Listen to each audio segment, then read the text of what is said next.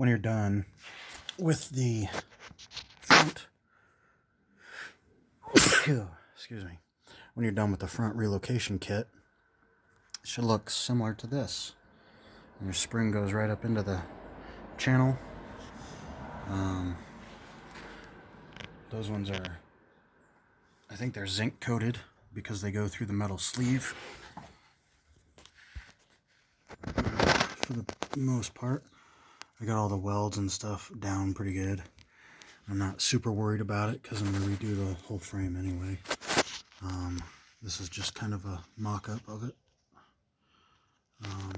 But actually looks pretty good.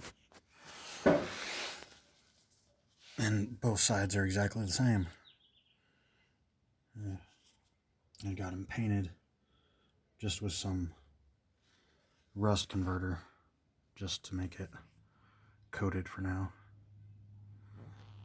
And that's about it.